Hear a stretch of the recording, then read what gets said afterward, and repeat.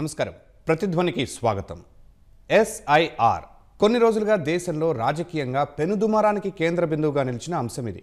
బీహార్లో చేపట్టిన voter జాబితాల special intensive రివిజన్లో భారీ సంఖ్యలో ఓట్ల తొలగింపు, రాజకీయ పార్టీల అభ్యంతరాలు, కోర్టుల విచారణ, సర్వోన్నత న్యాయస్థానం వ్యాఖ్యలు ఈ వివాదం ప్రాధాన్యత మరింత పెంచాయి. సరిగ్గా ఇదే సమయంలో దేశవ్యాప్తంగా అదే ప్రక్రియ అమలుకు కార్యాచరణ మొదలుపెట్టింది కేంద్ర ఎన్నికల సంఘం. అందుకోసం రాష్ట్రాల ముఖ్య ఎన్నికల అధికారులతో భేటీ కూడా నిర్వహించింది. త్వరలోనే దేశమంతటా సమగ్ర ఓటర్ జాబితాల సవరణకి సిద్ధమంటోంది. మరి ఏంటి ఓటర్ జాబితాల సవరణ? ఎస్ఐఆర్పై బీహార్ అనుభవాలు ఏం చెబుతున్నాయి? ఒక్క రాష్ట్రంలోనే అలా జరిగితే దేశమంతా ఇంత పెద్ద క్రతువు చేపట్టే క్రమంలో సవాళ్లు దాటాలంటే ఎలాంటి జాగ్రత్తలు అవసరం? ఇదే అంశంపై నేటి ప్రతిధ్వని చర్చలో పాల్గొంటున్నవారు ఎస్ నగేష్ కుమార్ గారు, సీనియర్ సంపాదకులు, హైదరాబాద్ నుంచి; ప్రొఫెసర్ తిరునహరి శేషు, కేయు ఆచార్యులు, వరంగల్ నుంచి; శ్రీధర్ వర్తమాన, వ్యవహారాల నిపుణులు, తిరుపతి నుంచి. ముందుగా నగేష్ గారు, దేశవ్యాప్తంగా ఓటర్ జాబితాల సమగ్ర సవరణ చేపడతా ఉంటుంది కేంద్ర ఎన్నికల సంఘం. దానిపై రాష్ట్రాల సీఈఓలతో భేటీ కూడా నిర్వహించింది. ఈ పరిణామాల ప్రాధాన్యత ఏమిటి? ఇది స్పెషల్ ఇన్సెంటివ్ రివిజన్ ఏదైతే ఉందో అది ఏమిటంటే ఎప్పటికీ అప్పుడు చేయదు. అది ఏమిటంటే అవసరం ఉంటే, కంప్లైంట్స్ వస్తే అప్పుడు చేస్తుంది. ఇది అప్పుడే 2 దశాబ్దాలు దాటిపోయింది ఈ ఇంటెన్సివ్ రివిజన్ ఆఫ్ రూల్స్ జరిగి. నాకు తెలిసిన మటుకు 2003లో జరిగింది, లేకపోతే 2004లో జరిగింది. దీనికి ఏమిటంటే ఒక ఇది ఉంది, ఏమిటంటే ఇది ఒక కరెక్టివ్ ఎక్సర్సైజ్ అనమాట. ఏమైనా ఓటర్స్ లిస్ట్లో ఏమైనా తేడా వస్తే దాన్ని కరెక్షన్ చేయడానికి ఒక ఫెసిలిటీ అన్నమాట ఇది. రెండోది ఏమిటంటే ఇది ఒక స్పెషల్ ఇంటెన్సివ్ రివిజన్. దీంట్లో ఏమిటంటే ప్రతి వాళ్ళు ఫామ్ 6, ఈ ఫామ్ 6 ఏమిటంటే అందరూ రిజిస్టర్ చేసుకోవాలి. ఈ ఫామ్ 6 ప్రతి వాళ్ళు నింపాలి అనేది compulsory. Door to door verification చేస్తారు. దీంట్లో డోర్ టు డోర్ వెరిఫికేషన్ చేసాక ఏమిటంటే అప్పుడు ఓటర్ జాబితాని ఫైనలైజ్ చేస్తారనమాట. దాని తర్వాత చనిపోయిన వాళ్ళని తీసేస్తారు, మిస్సింగ్ వాళ్ళని తీసేస్తారు. ఇదంతా రొటీనే. దీంట్లో ప్రాధాన్యత మీరు అడుగుతున్నారు కదా, ఏమిటంటే purification of the rolls, periodically purification of the rolls. లేకపోతే దీంట్లో ఏమిటంటే మైగ్రేట్ అయిపోయిన వాళ్ళు, చనిపోయిన వాళ్ళ పేర్లు, లేకపోతే డూప్లికేట్ ఓటర్సు, వీళ్ళంతా ఎలక్ట్రల్ లిస్ట్లో ఉండకుండా ఉంటే ఈ ఓటర్స్ లిస్ట్ ప్యూరిఫై అవుతుంది. అందుకు అదే దృష్టితో ఇది ఎప్పటికప్పుడు తీసుకుంటారు. ఇప్పటికీ ఒక 11 సార్లు జరిగింది ఇది స్పెషల్ ఇంటెన్సివ్ రివిజన్ ఇండియాలోనే. అయితే అన్నిసార్లు జరిగినా కూడా చాలా రోజులు అయిపోయింది జరిగాయి. ఇప్పటికి దాని తర్వాత 4-5 లోక్సభ ఎన్నికలు, ఇంకా ఎన్నో అసెంబ్లీ ఎన్నికలు జరిగిపోయాయి. ఇప్పుడు సమయం వచ్చింది. ఇప్పటికీ ఏమిటంటే election commission of India chief electoral ఆఫీసర్స్తో ఇప్పుడు సూచన చేసింది. ఏమిటి, మనం ఈ స్పెషల్ ఇంటెన్సివ్ రివిజన్ తీసుకోవాలనేది. దానికి కారణం ఏమిటంటే బీహార్లో జరిగిన వివాదం వల్ల వాళ్ళు కన్ను తెరిచారు. బట్ ఏం పర్వాలేదు, ఇప్పటికైనా తెరిచారు. ఎందుకైతే లోక్సభ ఎలక్షన్స్కి ఇంకా చాలా టైం ఉంది, ఇంకా 3.5-4 ఏళ్ళు ఉంది ఇంకాను. ఆ లోపల ఓటర్ లిస్ట్ ప్యూరిఫికేషన్ జరిగితే అది ఒక మంచి పరిణామమే కదా. ఈ లోపల ఏమైనా అబ్జెక్షన్స్, దాని తర్వాత ఏమైనా ఉంటే దాన్ని సెటిల్ చేయొచ్చు. అది కాకుండా రేపు వెస్ట్ బెంగాల్, అస్సాం, బీహార్లో ఈ 3 రాష్ట్రాల్లోనే ఎన్నికలు ఉన్నాయి. సో స్పెషల్ ఇంటెన్సివ్ రివిజన్ అనేది జరపడం అనేది చాలా ప్రాధాన్యత ఉన్నది. ఓకే శేషు గారు, ఇదే ఎస్ఐఆర్ కేంద్రంగా ప్రస్తుతం బీహార్లో పెనుదుమారం నడుస్తోంది. వివాదం సుప్రీంకోర్టు వరకు వెళ్ళింది. ఆ పరిణామాల మధ్యనే దేశవ్యాప్తంగా ఆ ప్రక్రియ చేపట్టాలన్న నిర్ణయానికి కారణాలు ఏంటి? ప్రజాస్వామ్య దేశంలో ఓటు ఒక బలమైనటువంటి వజ్రాయుధంగా ఉంటుంది. ముఖ్యంగా భారతదేశంలో ఒక్క ఓటుతోటి అవకాశాలు కోల్పోయిన రాజకీయ నాయకులు ఉన్నారు. ఒక్క ఓటుతోటి అధికారం కోల్పోయినటువంటి రాజకీయ పార్టీలు ఉన్నాయి. 1999లో వాజ్పేయి ప్రభుత్వము ఒక్క ఓటుతోటి అధికారాన్ని కోల్పోయిందన్న విషయాన్ని మనందరికీ తెలుసు. కాబట్టి ఓటుకు అంత ప్రాధాన్యత ఉంటుంది. అయితే భారతదేశంలో గత కొంతకాలంగా ఓటు చుట్టూ వివాదాలు ముసురుతున్నాయి.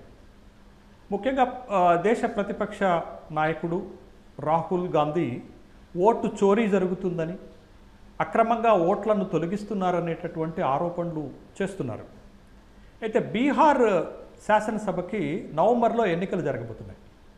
దానికంటే ముందు election commission of India sir అనేటటువంటి ఒక కార్యక్రమాన్ని చేపట్టింది. స్పెషల్ ఇంటెన్సివ్ రివిజన్ అనేటటువంటి ఒక కార్యక్రమాన్ని చేపట్టింది. ఆ కార్యక్రమం కింద ఓటర్ల జాబితాని ప్రక్షాళన చేసేటటువంటి కార్యక్రమం. ఈ సర్ అక్కడ మొదలుపెట్టిన తర్వాత దరిదాపు 65 లక్షల ఓట్లని ఓటర్ల జాబితా నుంచి తొలగించారు అనేటటువంటి ఆరోపణలు వస్తున్నాయి. తొలగించారు అనేటటువంటి అభిప్రాయం కూడా కలుగుతుంది. ఇక్కడ ప్రతిపక్షాలు చేస్తున్నటువంటి ఆరోపణ ఏంటి అంటే, ప్రతిపక్షాలను ఓడించటం కోసమే ఈ స్పెషల్ ఇంటెన్సివ్ రివిజన్ అనేటటువంటి కార్యక్రమాన్ని తీసుకొచ్చారని ఆరోపణలు చేశాయి. సుప్రీంకోర్టుకు వెళ్ళాయి. అయితే సుప్రీంకోర్టు ఒక స్పష్టమైనటువంటి అభిప్రాయాన్ని ఏం చెప్పిందంటే, ఓటర్ల జాబితాని ప్రక్షాళన చేయకుండా ఎలా ఉంటాం? ప్రక్షాళన చేయాల్సిందే, కానీ అభ్యంతరాలను పరిగణలోకి తీసుకోవాలి. ఓటర్ల ఓటుని ధృవీకరించడానికి మీరు ఒక 11 ధృవీకరణ పత్రాలు పెట్టారు. దాంతోపాటు ఒక 12వ ధృవీకరణ పత్రం ఆధార్ కార్డును కూడా పెట్టండి అనే ఒక సూచన చేస్తూ సర్ పైన సుప్రీంకోర్టు ముందుకెళ్ళమని ఎలక్షన్ కమిషన్ ఆఫ్ ఇండియాకి ఆదేశాలు ఇచ్చింది. కాబట్టి అక్కడ స్పెషల్ ఇంటెన్సివ్ రివిజన్ కార్యక్రమం జరుగుతున్న నేపథ్యంలోనే ఇది దేశవ్యాప్తంగా ఈ స్పెషల్ ఇంటెన్సివ్ రివిజన్ కార్యక్రమాన్ని తీసుకురావాలని ఎలక్షన్ కమిషన్ ఆఫ్ ఇండియా భావిస్తూ సెప్టెంబర్ 10వ తారీఖు నాడు రాష్ట్రాల సీఈఓలతోటి ఒక సమావేశాన్ని వర్క్షాప్ని నిర్వహించింది. ఆ సమావేశంలో వచ్చినటువంటి ఒక అభిప్రాయం ఏంటి అంటే, అక్టోబర్ నుండి దేశవ్యాప్తంగా ఈ స్పెషల్ ఇంటెన్సివ్ రివిజన్ ద్వారా ఓటర్ల జాబితాని ప్రక్షాళన చేయాలనేటటువంటి నిర్ణయానికి ఇవాళ ఎలక్షన్ కమిషన్ ఆఫ్ ఇండియా రావటం జరిగింది. ఇది రాబోయేటటువంటి ఒక బీహార్ ఎన్నికలే కాదు, తమిళనాడు, కేరళ, అస్సాం, పాండిచ్చేరి, వెస్ట్ బెంగాల్ ఎన్నికల సమయంలో కూడా ఈ సర్ అనేటటువంటి కార్యక్రమాన్ని చేపట్టాలని నిర్ణయం తీసుకున్నారు.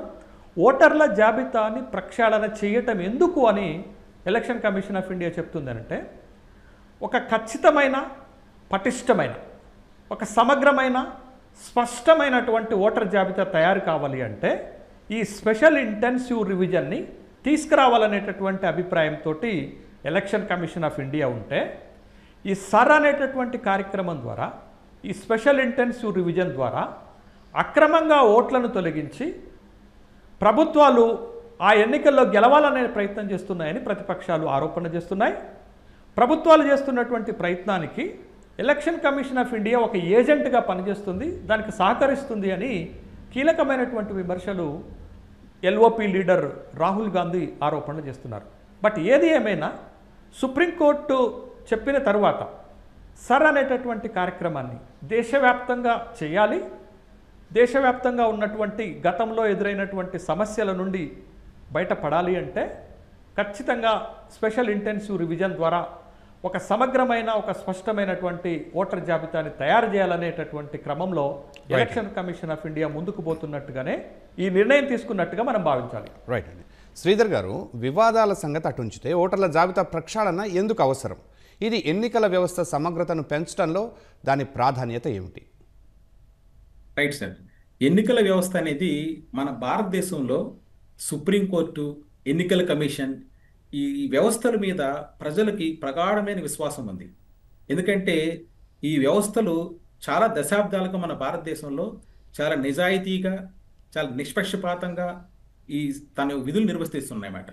ఇలాంటి సందర్భంలో ఓటర్ల జాబితా ప్రక్షాళన అనేది చాలా ప్రాధాన్యత సంతరించుకునేది. ఎందుకంటే ఈ ఎన్నికల కమిషన్ యొక్క క్రెడిబిలిటీకి సంబంధించిన అంశం ఇది. సో ఇప్పుడు ఈ ప్రక్షాళన చేయకపోతే ఏమవుతుందంటే, చాలా సంవత్సరాలుగా ఓటర్ లిస్టులో ఎన్నో అవకతవకలు కనిపిస్తున్నారు భారతదేశంలో. ఎన్నికలప్పుడు ప్రతిపక్ష పార్టీలు కానీ లేదా కొన్ని చోట్ల రూలింగ్ పార్టీలు కానీ తమకు అన్యాయం జరిగిందని ఓటర్ లిస్టులో అనేక అవకతవకలు ఉన్నాయని ఇన్ని చెప్తున్నారు. మరి ఇంత ముందుకెళ్తున్న భారతదేశంలో ఇప్పుడు డెఫినెట్గా దీన్ని రీవ్యాంప్ చేసి ముందుకు తీసుకెళ్లాల్సిన అవసరం ఉంది. మొట్టమొదటి పాయింట్ చూడండి, మరణించిన వాళ్ళ పేర్లు తొలగించడం. ఎందుకంటే చాలామంది చనిపోయారు, వాళ్ళు మరణించిన తర్వాత కూడా ఓటర్ల జాబితాలో వాళ్ళ పేర్లు ఉన్నాయి. సో ఎందుకంటే ఇది పెద్ద వ్యవస్థ కదా, మంది 140 కోట్ల పైగా పాపులేషన్ ఉన్న భారతదేశంలో ఇన్ని కోట్ల మంది ఓటర్స్ ఉన్నప్పుడు ఇది భగీరథ ప్రయత్నం లాంటిది అన్నమాట. సో ఈ లిస్టు ఇంకా డెడ్ అయిన పీపుల్ యొక్క నేమ్స్ ఇంకా కూడా పూర్తిగా అప్డేట్ కాలేదు. దీని గురించి మన రాహుల్ గాంధీ కూడా ధ్వజెత్తడం మనం అందరూ చూసాం కూడా. తర్వాత డూప్లికేట్ ఓటర్స్, అదొక ప్రధానమైన సమస్య. ఒకే వ్యక్తి చాలా ప్రాంతాల్లో ఒక 2-3 ప్రాంతాల్లో కూడా ఓటేసే అవకాశం ఉందన్నమాట. దీని గురించి భారతదేశంలో చాలా చోట్ల చర్చలు జరుగుతున్నాయి. ఏదో విధంగా ఒకే ఊర్లో కూడా ఉంటాయి, లేదా వేరే ఊర్లలో కూడా కనిపిస్తున్నాయి ఆశ్చర్యకరంగా. సో డూప్లికేట్ ఓటర్స్ లిస్ట్ కూడా చాలా ఇంపార్టెంట్ ఈ రీవ్యాంపింగ్లో. మూడోది తప్పులు. సో ఓటర్ లిస్టులో అంటే ఏజ్లో కానీ, చిరునామా కానీ, లేకపోతే జెండర్లో కానీ వీటిలో కూడా పొరపాట్లు ఉంటాయి. ఇవి కానీ సరి చేయకపోతే నిజమైన ఓటరు ఓటు వేయలేని పరిస్థితి వస్తుంది.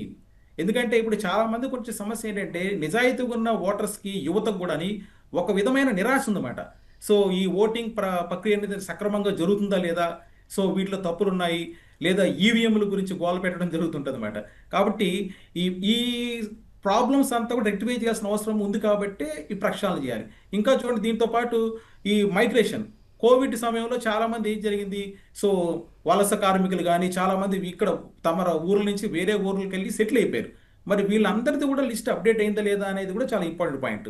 ఇదంతా కూడా ఎన్నికల వ్యవస్థ సమగ్రతకు చాలా ముఖ్యము. ఎందుకంటే ఒక పౌరుడు ఒక ఓటు, ఇది మనం బాగా మాట్లాడుతుంటాం అవునా. ఒక పౌరుడు ఒక ఓటు, ఈ సూత్రం ఖచ్చితంగా అమలు అవ్వాలి. తర్వాత అక్రమ ఓటింగ్, డూప్లికేట్ ఓటింగ్ తగ్గుతుంది ఈ ప్రక్రియ ద్వారా. నెక్స్ట్, ఎన్నికల ఫలితాలపై ప్రజల విశ్వాసం పెరుగుతుంది. ఇది ప్రధానమైన సమస్య.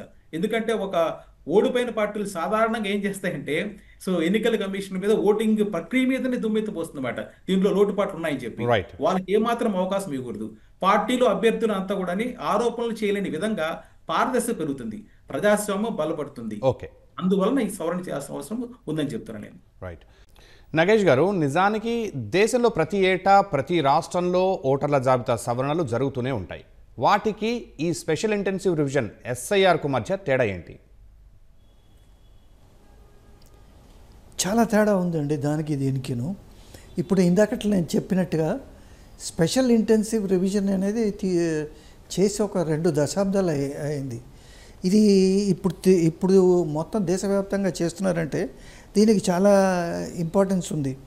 ఇదేమిటంటే మామూలు రివిజన్ ఆఫ్ రోల్స్, ఇదేమిటంటే ఇది రొటీన్ ఎక్సర్సైజ్ అన్నమాట. ఎప్పటికప్పుడు రోల్స్ జరుగుతుంటాయి. మనం మున్సిపల్ కార్పొరేషన్కి వెళ్ళి మన పేరు దాఖలా చేసుకుంటాం వాళ్ళు అడిగినప్పుడు. ఇది అట్లా కాదు.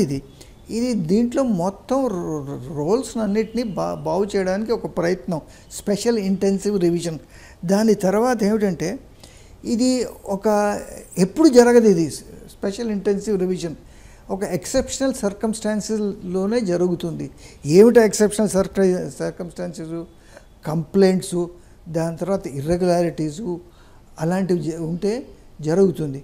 ఇది మామూలు జనరల్ రివిజన్ ఆఫ్ రోల్స్ ఏంటంటే ఎలక్షన్స్ ముందు జరిగిపోతుంది అన్నమాట.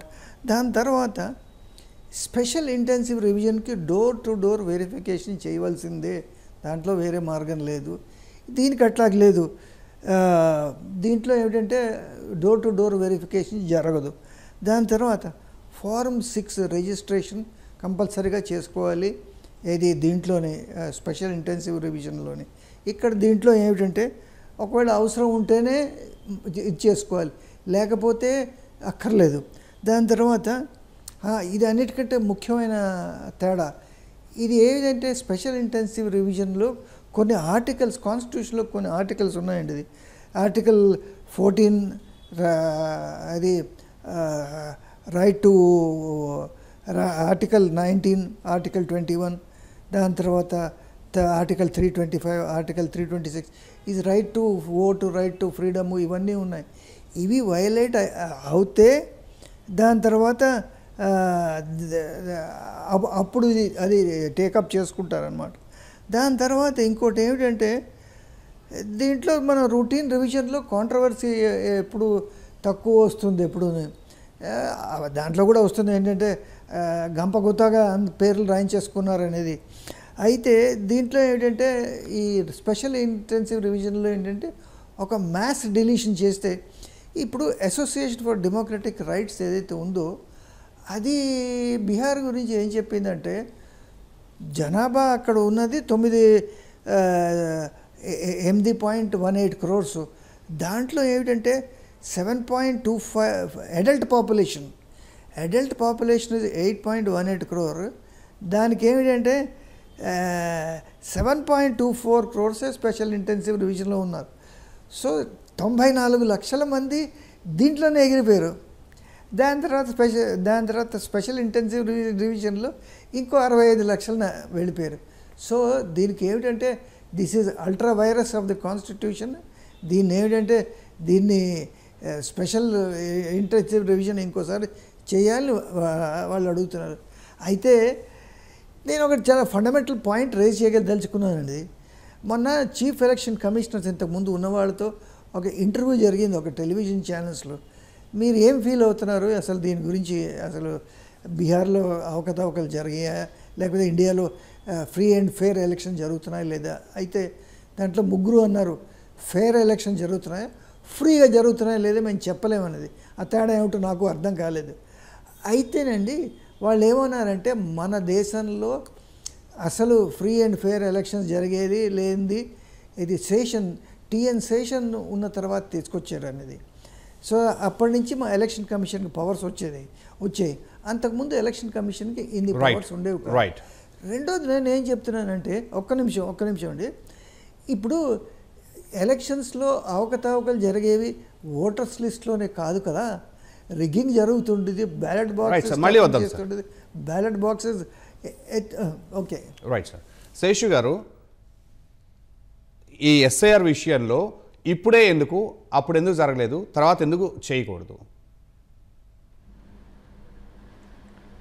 ఇప్పుడు స్పెషల్ ఇంటెన్సివ్ రివిజన్ చేస్తున్నటువంటి క్రమంలో మనకి 65 లక్షల ఓట్లను బీహార్ ఓటర్ల జాబితా నుంచి తొలగించారు అనేటటువంటి ఆరోపణలు వస్తున్నటువంటి నేపథ్యంలో, ప్రతిపక్షాలు విమర్శలు చేస్తున్నటువంటి నేపథ్యంలో ఎలక్షన్ కమిషన్ ఆఫ్ ఇండియా ఒక పారదర్శకంగా ఈ స్పెషల్ ఇంటెన్సివ్ రివిజన్ని చేయాల్సినటువంటి అవసరం ఉంటుంది. కానీ గత కొంతకాలంగా ఎలక్షన్ కమిషన్ ఆఫ్ ఇండియా పైన ఆరోపణలు ఏంటి అంటే ఎలక్షన్ కమిషన్ ఆఫ్ ఇండియా లాంటి ఒక స్వతంత్ర ప్రతిపత్తి కలిగినటువంటి సంస్థ నిష్పక్షపాతంగా వ్యవహరించటం లేదు అనేటటువంటి ఒక ఆరోపణలు వస్తున్నాయి. కాబట్టి ఇప్పుడు ఎలక్షన్ కమిషన్ ఆఫ్ ఇండియా ఈ స్పెషల్ ఇంటెన్సివ్ రివిజన్ని బీహార్లో కానీ రాబోయేటటువంటి రాష్ట్రాల ఎన్నికల్లో కానీ దేశవ్యాప్తంగా కానీ ఒక పారదర్శకంగా చేపట్టాల్సినటువంటి అవసరం ఉంది. 1992 నుంచి 96 వరకు చీఫ్ ఎలక్షన్ కమిషనర్గా వ్యవహరించినటువంటి టీఎన్ శేషన్ తీసుకొచ్చినటువంటి రీఫార్మ్స్ కొన్ని రాజకీయ పార్టీలకో లేకపోతే ప్రభుత్వాలకు నచ్చకపోయి ఉండొచ్చు. కానీ తను తీసుకొచ్చినటువంటి రీఫార్మ్స్ దేశ ప్రజలకు నచ్చాయి, దేశ ప్రజలు ఆమోదించారు. Election commission of India reputation, గౌరవం పెరిగింది. కాబట్టి ఆ విధమైనటువంటి చర్యలు చేపట్టాలనేటటువంటి అభిప్రాయాలు దేశవ్యాప్తంగా వస్తున్నాయి. సరే, ఆరోపణలు ప్రతిపక్షాల నుంచి, ప్రభుత్వం నుంచి, ఎలక్షన్ కమిషన్ ఆఫ్ ఇండియా నుంచి ఎట్లున్నా కానీ బట్ స్వతంత్ర ప్రతిపత్తి కలిగినటువంటి ఎలక్షన్ కమిషన్ ఆఫ్ ఇండియా ఆ జాగ్రత్తలు తీసుకొని స్పెషల్ ఇంటెన్సివ్ రివిజన్ని చేయాల్సినటువంటి అవసరం ఉంది. వివాదాలకు తావు లేకుండా, ఆరోపణలు రాకుండా, నిష్పక్షపాతంగా. అయితే ఇక్కడ మనకి కనపడుతున్నటువంటి ఒక ప్రధానమైన అంశం, ఈ ఎస్ఐఆర్ పైన సుప్రీంకోర్టుకు వెళ్ళినప్పుడు సుప్రీంకోర్టు ఒక 2 కీలక వ్యాఖ్యలు చేసింది. ఒకటి, మీరు 65 లక్షల ఓట్లను తొలగించారు, ఎందుకు తొలగించారో తెలుసుకునేటటువంటి హక్కు ప్రజలకు ఉంది. సుప్రీంకోర్టు చేసినటువంటి ఒక వ్యాఖ్య అన్నట్టు.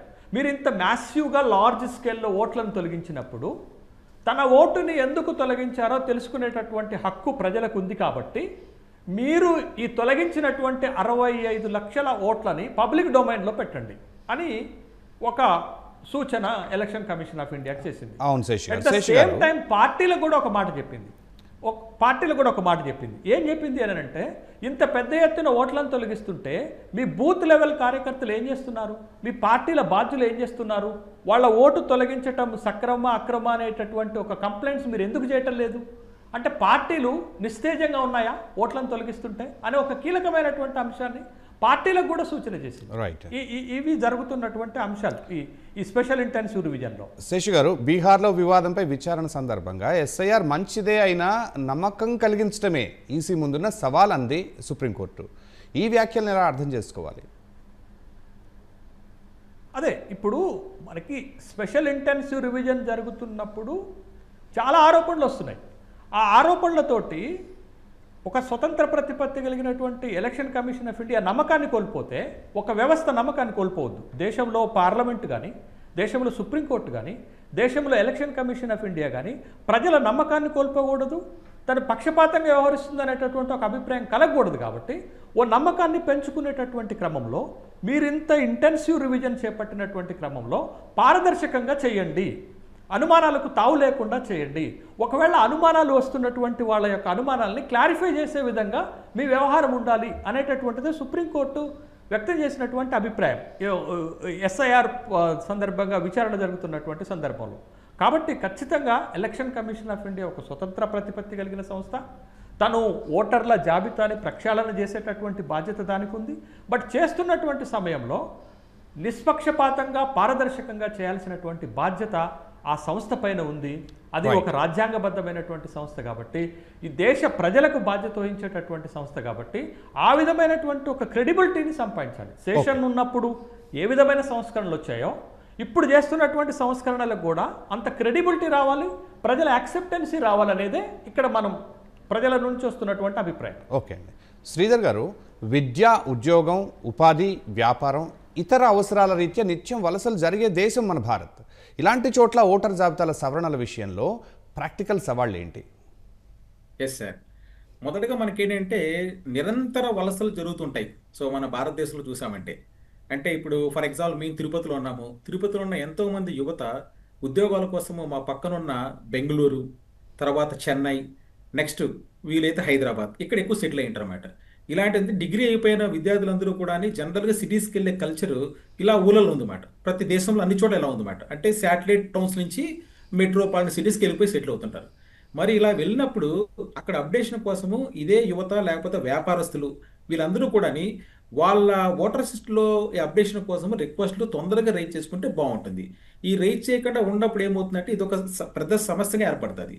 రెండోది డబుల్ ఎంట్రీ ఉంటుంది. మనకి చాలా చోట్ల చూసామంటే మనకి ఎన్నికలకు పాల్గొన్నప్పుడు జనరల్గా చూస్తేనే డబుల్ ఎంట్రీ సమస్య ఉంటుంది. అంటే ఒక చోట చిరునామా ఉంటుంది, పాత అడ్రస్ ఉంటుంది, కొత్త అడ్రస్లో ఉండొచ్చు, రెండు చోట్ల రిఫ్లెక్ట్ అవుతుంటుంది. ఇంకోటి డిలీషన్ సమస్య. చాలా మంది ఓటింగ్ బూత్ దగ్గరకు వచ్చి మనం ప్రతిసారి చూస్తామట, అందరి ముందు మనకి టీవీ కెమెరాల ముందు కూడా నా ఓటే లేదు, అసలు నా లిస్ట్ తీసేశారు, డిలీషన్ సమస్య. ఇదొక ప్రాబ్లం ఉంది, దీన్ని అడ్రస్ చేయాలి. మూడోది డాక్యుమెంట్ మిస్ మ్యాచ్ జరుగుతుంది. అంటే సో వాళ్ళ అడ్రస్ ప్రూఫ్లో ఏదో ఒకటి ఇన్అప్రోప్రియేట్ కానీ ఏదైనా ఒక ప్రాబ్లం ఉంటుంది, లేదా రెంటెడ్ హౌస్ సంబంధించిన డాక్యుమెంట్ ఉండకపోవచ్చు, లేదా స్టూడెంట్స్కి హాస్టల్ రికార్డ్స్ ఉండకపోవచ్చు. ఏదైనా వాళ్ళ అడ్రస్ ప్రాబ్లమ్స్ అనేది ఒకటి డాక్యుమెంట్ మిస్ మ్యాచ్. నెక్స్ట్ మనకి గ్రామీణ నగర వలసల్లో తేడా ఉంది గమనించామంటే. నగర వలసలు ఎక్కువగా ఉంటాయి. ఇలా ఉన్నప్పుడు ఏం జరుగుతుంది మనకి ఇక్కడ, సో అక్కడ వేగంగా చేయాలి. అంటే బ్యూరోక్రసీ సిటీస్లో ఈ అప్డేషన్ అనేది ఈ లిస్ట్ది అక్కడ వేగంగా చేయాలి. అదేవిధంగా రూరల్ ఏరియాస్లో చూసామంటే ప్రజలకు అవగాహన తక్కువ ఉంటుంది. అంటే అప్డేషన్ చేసుకోవాలి అన్ని అంత అవగాహన సమస్య వాళ్ళకంత ముందుకు పోరన్నమాట. ఇదొక ప్రాబ్లం. చివరిగా చెప్పాలంటే టెక్నికల్ ప్రాబ్లమ్స్ కూడా ఉంటాయి. అంటే మనం ఎంత చేసినా కూడా ఆన్లైన్ ఫామ్స్, అడ్రస్ అప్డేషన్స్ సరైన టైంలో ప్రాసెస్ కాకపోవడము, సర్వర్ సమస్యలు ఇవి కూడా వేధిస్తుంది. వీటన్నిటికన్నా వీటితో పాటు ముఖ్యంగానే దీంట్లో పాల్గొనే machinery, so government machinery, bureaucrats, తర్వాత పబ్లిక్ సెల్ఫ్ మోటివేటెడ్గా ఉంటే బాగుంటుంది. వీళ్ళల్లో లెథార్జీ ఉందన్నమాట. ఇదొక ప్రాబ్లం. అంటే పబ్లిక్ కూడా ముందుకు వచ్చి మా ఓటర్ లిస్టులో ఏమేమి కరెక్షన్స్ ఉన్నాయో ముందే చేసుకోవడం, ఎన్నికల వరకు ఆకుండా ముందే చేసుకుంటే బాగుంటుంది. అలాగే యంత్రాంగం కూడా సెల్ఫ్ మోటివేటెడ్గా తీసుకుంటే, ఒక బాధ్యతగా తీసుకొని ఈ దేశంలో జరిగే ఒక బృహత్తమైన ప్రక్రియ, దీనిలో మేమందరూ కూడా భాగస్వాములు అనే ఒక అవేర్నెస్, మోటివేషన్గా వచ్చిందంటే చాలా వరకు ఈ ప్రక్రియ చాలా సులభవంతంగా విజయవంతం అవుతుంది.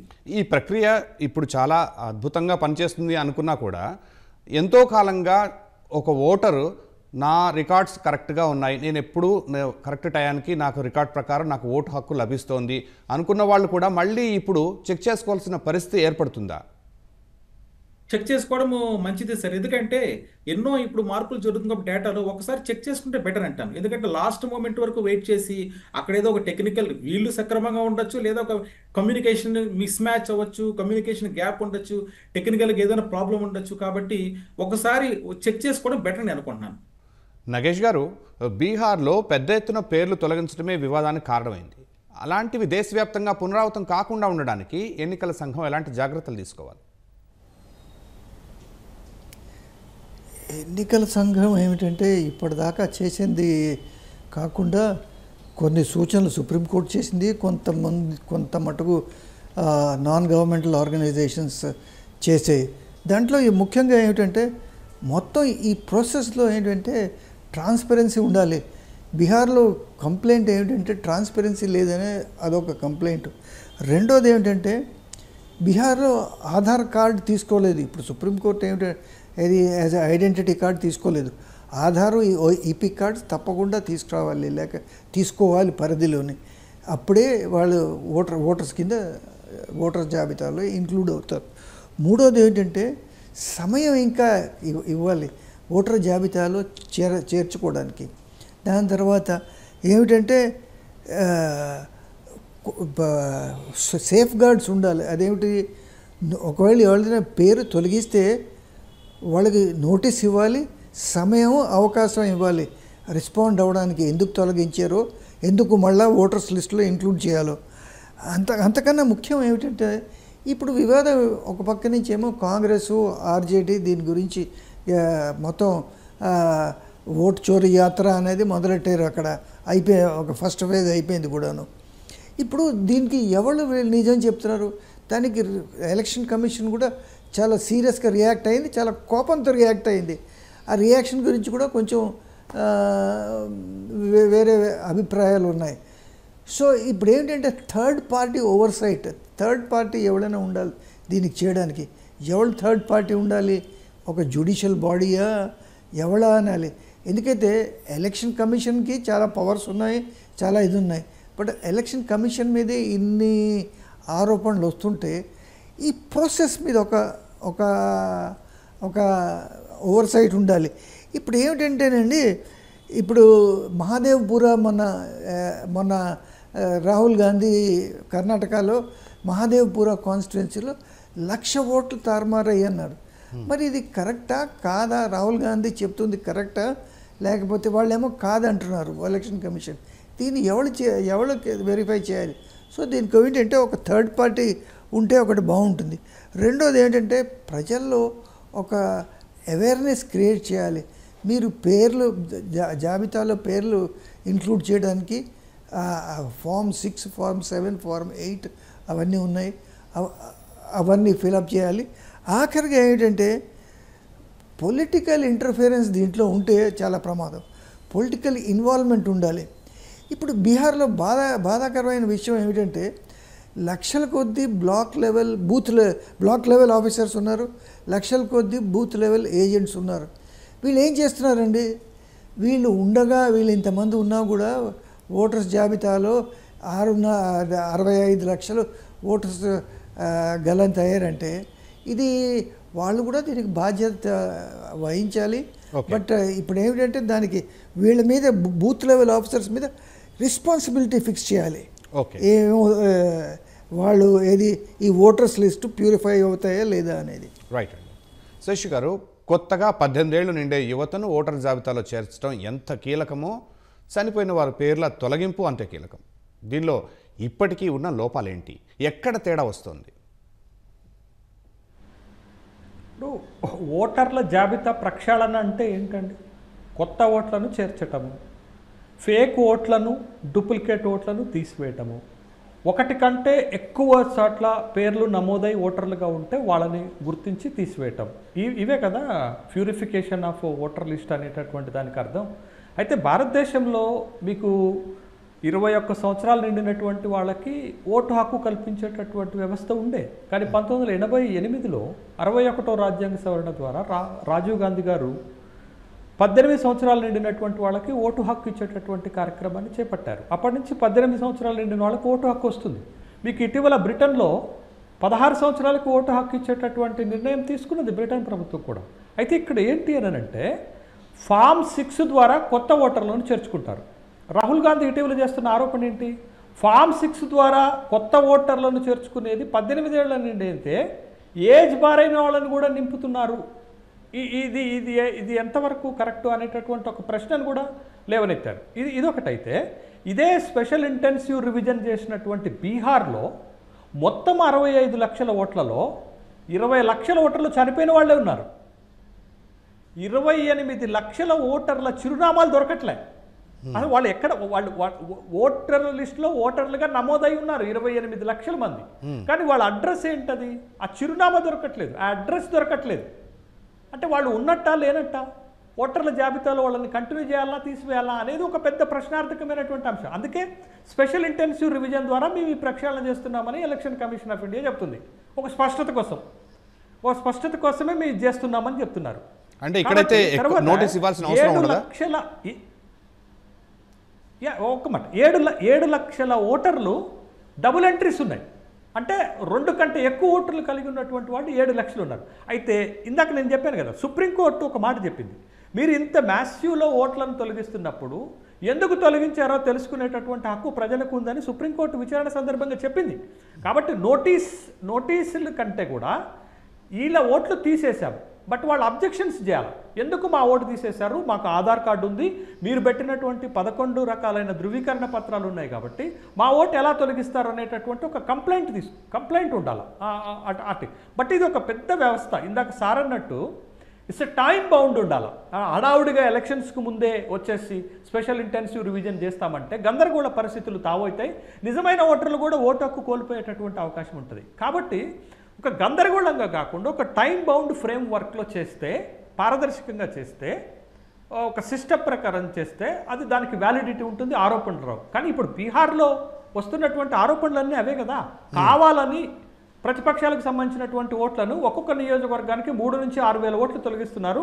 ఇది గెలుపు ఓటములపైన ప్రభావం చూపడుతుంది. కాబట్టి స్పెషల్ ఇంటెన్సివ్ రివిజను ఓటర్ల జాబితా ప్రక్షాళన కంటే కూడా ప్రతిపక్షాలను ఓడించడానికి తీసుకొచ్చారనేటటువంటి ఒక అభియోగం ముందుకొచ్చేసింది. బట్ దాంట్లో వాస్తవాలు ఉన్నాయా లేవా అనేది పక్కన పెడితే ఒక తీవ్రమైనటువంటి ఆరోపణలు వస్తున్నటువంటి క్రమంలో జాగ్రత్తలు, ప్రీకాషన్స్ తీసుకోవాల్సినటువంటి బాధ్యత ఎలక్షన్ కమిషన్ ఆఫ్ ఇండియా పైన ఉంటుంది అనేది ఇక్కడ మనం చేస్తున్నటువంటి మాట. కాబట్టి చనిపోయిన ఓట్లు తొలగించాలి, కొత్త ఓట్లను చేర్చుకునేటప్పుడు ఫామ్ 6లో ఉన్నటువంటి నిబంధనలు పాటించాలి, డబుల్ ఎంట్రీస్ ఉన్నటువంటి వాళ్ళని తొలగించాల్సినటువంటి బాధ్యత కూడా ఎలక్షన్ కమిషన్ ఆఫ్ ఇండియా పైనే ఉంటుంది. ఓకే, రైట్ అండి. శ్రీధర్ గారు, ఈసీ గతంలో ఆధార్ లింకేజీ, డిజిటల్ వెరిఫికేషన్ వంటి ప్రతిపాదనలు తెచ్చింది. అవి ఎంతవరకు అమలయ్యాయి? వాటిలో ఉన్న ప్రాక్టికల్ సమస్యలు ఏంటి? 2015లో నాకు తెలిసి ఓటర్ ఆధార్ కార్డు లింక్ ప్రయత్నం మొదలైంది. ఆంధ్రప్రదేశ్, మన 2 రాష్ట్రాల్లో తీసుకుంటే ఈ 2 రాష్ట్రాల్లో కూడా పెద్ద ఎత్తున ఆధార్ నెంబర్లు సీడ్ చేశారు. కొన్ని చోట్ల స్వచ్ఛందంగా కూడా సేకరించారు. కానీ దేశవ్యాప్తంగా ఇది పూర్తిగా అమలైనట్టు నాకు కనిపించలేదు. అయితే ఇక్కడ ప్రాక్టికల్ సమస్యలు ఏంటంటే ఆధార్, ఓటర్ ఐడి లింకింగ్ అన్నప్పుడు చాలామందికి ఈ ఆధార్ వాళ్ళు కలిగి ఉన్న అక్విజిషన్లో కూడా కొంత సమస్య ఉందన్నమాట. ఎందుకంటే ఆధార్ కార్డ్స్ తెచ్చుకోవడంలోని లోకల్లో కూడా అవి వెంటనే వాళ్ళు దాన్ని ఆధార్ కార్డుని తెచ్చుకోవడంలో కూడా కొంత డిలే జరుగుతుంది. అది నేను గమనించాను. తర్వాత ఈ పేరుతో ఆధార్ తప్పనిసరి చేసి ఆధార్ కార్డు లేకపోతే తన యొక్క ఓటు హక్కు కోల్పోవడం అనేది కరెక్ట్ కాదు. సో ఓటు హక్కు అనేది ప్రతి మనిషి కూడా, ప్రతి పౌరుడికి కూడా చాలా ముఖ్యమైన హక్కు తన జీవితంలో. కాబట్టి ఏదో ఒక కారణంతో ఒక మిస్ అయిందనే ఉద్దేశంతో ఆ హక్కుతో వాళ్ళు కోల్పోకూడదు. కాబట్టి ఇక్కడ చాలా జాగ్రత్తగా వ్యవస్థ అంతా కూడా వ్యవహరించాల్సిన అవసరం ఉంది. తర్వాత టెక్నికల్ సమస్యలు ఎక్కువ ఉన్నాయి. సో బయోమెట్రిక్ చాలా చోట్ల మనకి ఫెయిల్యూర్స్ కనిపిస్తుంటుంది, ఎక్కువ టైం తీసుకోవడము, తర్వాత దానికి సంబంధించిన ఎక్విప్మెంట్ షార్టేజ్ ఉండడము, కనెక్టివిటీ ఇష్యూ కూడా ఉందన్నమాట. ఈ చూడడానికి చిన్నది అనిపిస్తుంది కానీ ప్రాక్టికల్గా చాలా సమస్యలు అన్నమాట. ఈ ఎలక్షన్ కమిషన్కి దేశవ్యాప్తంగా చూస్తే ఇంతకుముందు మనం డిస్కస్ చేసినట్టు డేటా మిస్ మ్యాచ్ కూడా one of the practical problems. తర్వాత అధిక లింకేజ్ తీసుకుంటే కొద్దిగా కాన్ఫిడెన్షియాలిటీ ఇష్యూ కూడా ఉందన్నమాట. సో కాబట్టి ఈ విషయాలు, ఈ గ్రీవెన్సెస్ అడ్రస్ చేస్తే ప్రాక్టికల్ ప్రాబ్లమ్ నుంచి చాలా వరకు బయటపడచ్చు.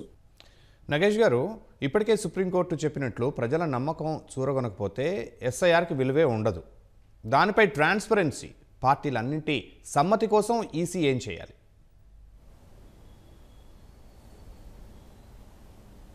ఇంకోసారి రిపీట్ చేయండి, మధ్యలో డిస్టర్బెన్స్ వచ్చింది. పార్టీలన్నిటి సమ్మతి కోసం ఈసీ ఏం చేయాల్సి ఉంటుంది? ట్రాన్స్పరెన్సీ కోసం ఈసీ ఎలాంటి స్టెప్స్ తీసుకోవాల్సి ఉంటుంది? ఈసీ ఇప్పుడు కాంగ్రెస్ ఏదైతే ఓట్ యాత్ర గురించి ఏదైతే ఉందో దాంతో అవసరం లేకుండా చాలా కోపంతో రియాక్ట్ అయింది. సో దాంతో ఒక ఎంత చెప్పినా కూడా చీఫ్ ఎలక్షన్ కమిషనర్ జ్ఞానేష్ కుమారు ఏది మాకు ఏ పొలిటికల్ పార్టీ ప్రత్యర్థులు కాదు, ఎవరు మాకు మిత్రులు కాదు అనేది ఆయన అన్నాడు. కానీ ఇప్పుడు దాకా పొలిటికల్ పార్టీస్తో కన్సల్టేషన్స్ ఎక్కడైనా జరిగాయా అంటే జరిగినట్టు కనబట్టలేదు. ఈ ఎస్ఐఆర్ లాంచ్ చేసే ముందు పొలిటికల్ పార్టీస్తో సలహాలు తీసుకుని ఒక ముందుకు పోతే బాగుంటుంది. ఎందుకైతే దీంట్లో చాలా పెద్ద ఎక్సర్సైజ్, ఇది సామాన్యమైన ఎక్సర్సైజ్ కాదు. దీంట్లో లక్షల మంది ఇది government officials, block level officers, district election officers, అన్ని రాష్ట్రాలది 29 చీఫ్ ఎలక్టరల్ ఆఫీసర్సు, ఇంతమంది అందరూ ఇన్వాల్వ్ ఉంటారు. అసలు వాళ్ళ రోల్ ఏమిటి, అసలు దీంట్లో ఏమీ లోపాలు లేకుండా మనం ఏం చేయాలి, బీహార్లో జరిగిన ఏదైతే తప్పులు ఉన్నాయో వేరే రాష్ట్రాల్లో లేకపోతే దేశంలోనే ఇలాంటివి తప్పులు జరగకుండా ఏం చేయాలనేది వాళ్ళ దగ్గర సలహాలు తీసుకుని ముందుకు పోవాలి. లేకపోతే మళ్ళీ ఈ స్పెషల్ ఇన్సెంటివ్ ఇది మొత్తం అంతా ఎస్ఐఆర్ ఇది వేస్ట్ అయిపోతుంది. ఇది మళ్ళీ ఒక బీహార్ లాగే ఒక ప్రాబ్లం వచ్చి దీని మీద విమర్శలు వస్తాయి. పొలిటికల్ పార్టీస్ని కన్సల్ట్ చేయకుండా దీంట్లో ముందుకు వెళ్ళకూడదు అనేది నేను చెప్పేది.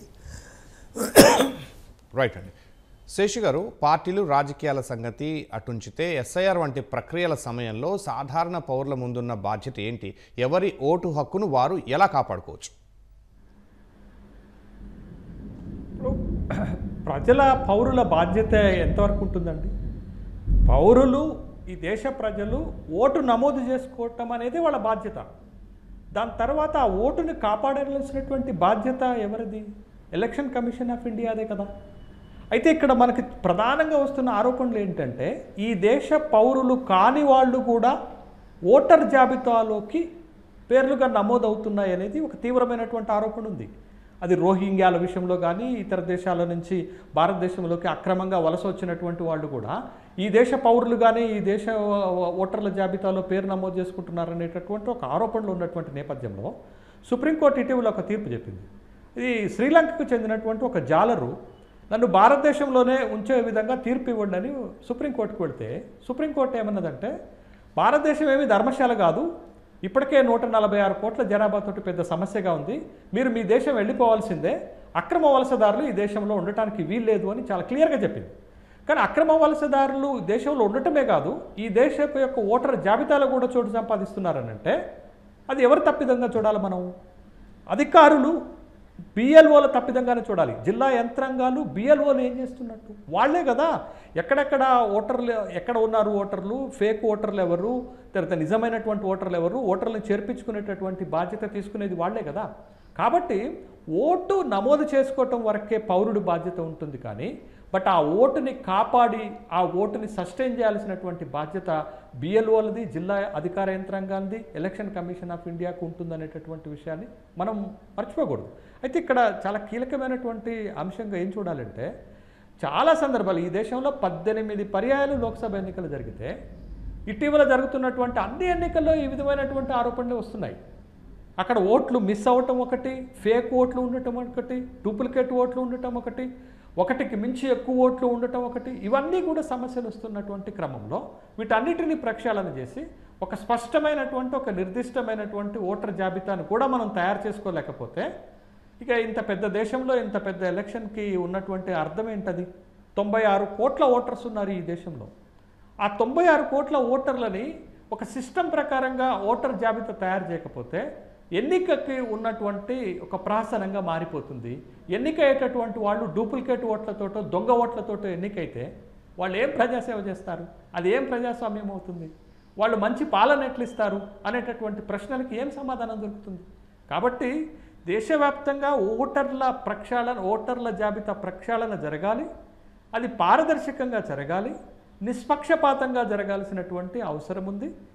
ఇవాళ దేశ ప్రయోజనాలను కాపాడే విధంగా ఎలక్షన్ కమిషన్ ఆఫ్ ఇండియా పనిచేయాలి తప్ప ఏదో ఒక పార్టీ ఇంట్రెస్ట్ కోసమో ఏదో ఒక పార్టీని గెలిపించటానికో ఓడించటానికో పనిచేస్తే ఈ విధమైనటువంటి ఆరోపణలే వస్తాయి. ఇప్పటి వరకు దేశ ఓటర్ల జాబితాలో ఎలాంటి తప్పులు లేవు అని ఎలక్షన్ కమిషన్ ఆఫ్ ఇండియా చెప్పినా, ప్రభుత్వాలు చెప్పినా ఆ మాట ఒక సత్యదూరమైనటువంటి మాటగానే కనపడుతుంది తప్ప వాస్తవాన్ని అది ప్రతిబింబించదు. కాబట్టి సార్ రావాల్సిందే, బట్ అది నిష్పక్షపాతంగా రావాలి, చాలా స్పష్టంగా రావాలి, పారదర్శకంగా రావాలి, పకడ్బందీగా రావాలనేదే దేశ ప్రజలు ఆకాంక్షిస్తుంది, కోరుకుంటున్నది కూడా. రైట్ అండి. శ్రీధర్ గారు, దేశవ్యాప్త ఎస్ఐఆర్ విజయవంతమైతే ఇది భవిష్యత్ ఎన్నికలపై ఎలాంటి దీర్ఘకాలిక ప్రభావం చూపుతుంది? ఓటర్ల నమోదు, ఓటింగ్ శాతం, ఎన్నికల సమగ్రతలో మార్పులు ఆశించవచ్చా?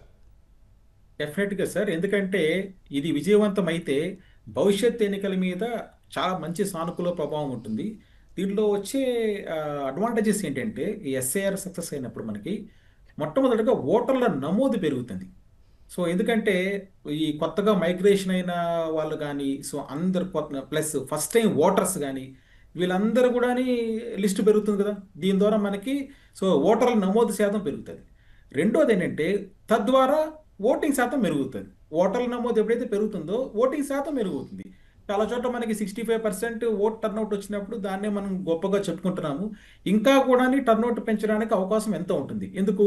జెన్యూన్ ఓటర్స్ ఈ జాబితాలో ఉంటారు, మిస్సింగ్ నేమ్స్ సమస్య తగ్గుతుంది. ఫర్ ఎగ్జాంపుల్ మనం 2024 లోక్సభ ఎలక్షన్స్లో కూడా చాలా రాష్ట్రాల్లో విస్తృతంగా వచ్చిన ఫిర్యాదులంతా కూడా ఈ ఉంటాయి కదా. సో ఇవన్నీ కూడా తగ్గే అవకాశం ఉంటుంది. ప్రజల భాగస్వామ్యం సహజంగానే పెరుగుతుంది. ఈ election post election complaints percentage కూడా బాగా డౌన్ అవుతుంది దీని ద్వారా. తర్వాత ముఖ్యమైనది ఏంటి? ఎన్నికల సమగ్రత. ఇది భారతదేశంలో దీని మీద ఎప్పుడు ఒక ప్రశ్న వస్తుంటుంది అన్నమాట. సో ఎన్నికల సమగ్రతకి ఇది చాలా దోహదపడుతుంది. ఒక పౌరుడు ఒక ఓటు, ఈ సూత్రము ఖచ్చితంగా అమలవుతుంది. తర్వాత దీర్ఘకాలంగా మనం చూసామంటే ఇవన్నీ కూడా బాగున్నప్పుడు ప్రజాస్వామ్యం మీద మంచి నమ్మకం పెరుగుతుంది. ఎందుకంటే ప్రపంచంలోనే గొప్ప ప్రజాస్వామిక దేశం భారతదేశం. దీంట్లో నేను మొదటగా చెప్పినట్టు సుప్రీంకోర్టు, ఎన్నికల కమిషన్ ఇవన్నీ కూడా చాలా గొప్ప సంస్థలు అన్నమాట. ఇవన్నీ స్ట్రాంగ్గా ఉన్నాయి కాబట్టే మన ప్రజాస్వామ్యం కూడా చాలా బాగుంది. తర్వాత ఎన్నికల ఫలితాలపైన విపరీతమైన సందేహాలు ఉన్నాయి చాలా మందికి. ఆ సందేహాలకి ఇది ఒక ఆన్సర్ అవుతుంది యాక్చువల్. కానీ ఎలక్షన్స్ అయిపోయిన తర్వాత పెద్ద డిస్కషన్ అయితే జరుగుతుంది సోషల్ మీడియాలో అంతా కూడా. ఈ ఎన్నికలు కరెక్ట్ కాదు, ఎన్నికల్లో ఎన్నో అక్రమాలు జరిగారు, ఎవరంటే వాళ్ళు విమర్శిస్తున్నారు. ఈ ఇంతంత గొప్ప సంస్థలకి ఈ ఆరోపణలకి రాకుండా, ఇలాంటి డౌట్స్ రాకుండా దూరంగా ఉండాల్సిన అవసరం ఎంత ఉంది? 2025లో చూడండి, బీహార్లో జరిగిన మనకి ఈ ఇయర్ జరుగుతున్న ఈ పైలట్ ఎక్సర్సైజ్ చర్చలు కూడా చూసి విపరీతంగా డిస్కషన్ జరుగుతుందన్నమాట. కాబట్టి ఎలక్షన్ సో ఇంటిగ్రిటీకి, మన భారతదేశ డెమోక్రసీ, తర్వాత ఇదే కాకుండా మరొక చివరి పాయింట్ కూడా ఎలక్షన్ కమిషన్ యొక్క మొరల్, నైతిక స్థైర్యం పెరుగుతుంది ముఖ్యంగా చెప్పాలంటే. ఎందుకంటే ఇలాంటి ఆరోపణలు చేయడం ద్వారా ఆ election commission all over India ఉన్న స్టాఫ్ మీద వాళ్ళ మొరల్ దెబ్బతింటుంది కదా. వాళ్ళ మొరల్ మనం బూస్ట్ చేసే అవకాశం ఉంటుంది ఈ ఎక్సర్సైజ్ ద్వారా. ఒక లైన్లో చెప్పండి సార్, ఇప్పుడు ఎస్ఐఆర్ ఎంత అద్భుతంగా వీళ్ళు తీసుకున్నా, ఎంత పారదర్శకంగా జరిగినా కూడా ఓటరు ఎలాంటి జాగ్రత్తలు, ఎంత రెస్పాన్సిబుల్గా తన కంట్రిబ్యూషన్ ఇవ్వాల్సి ఉంటుంది ఈ ప్రక్రియ మొత్తంలో, క్లుప్తంగా చెప్పండి. సో ప్రతి ఓటరు కూడా మన భారతదేశంలో ఎన్నికలు సక్రమంగా జరిగి ఎన్నికల మీద ఎవరో కూడా ఆరోపణలు చేయకుండా సక్రమంగా ఉండాలంటే ఎన్నికల కమిషన్ ఎంత తాపత్రయపడుతుందో భారతదేశంలో కొత్త మార్పులు తీసుకురావాలని ప్రతి పౌరుడు, ఓటరు కూడా అదేవిధంగా సహకరించాలి. సహకరిస్తే మంచి ఎన్నికలు మనం చూస్తాము, తద్వారా మంచి ప్రభుత్వాలు మనకు ఉంటుంది, ఎలాంటి అక్రమణలకు కూడా దారి ఉండదు, మంచి ప్రజాస్వామ్యానికి ఫౌండేషన్ అని కూడా మనం ముందుకు వచ్చే అవకాశం ఎంతో ఉంటుంది. రైట్ అండి, ధన్యవాదాలు నగేష్ గారు, శేషు గారు, అలాగే శ్రీధర్ గారు, ధన్యవాదాలండి ప్రతిధ్వని చర్చలో పాల్గొన్నందుకు. ఇది నేటి ప్రతిధ్వని. నమస్కారం.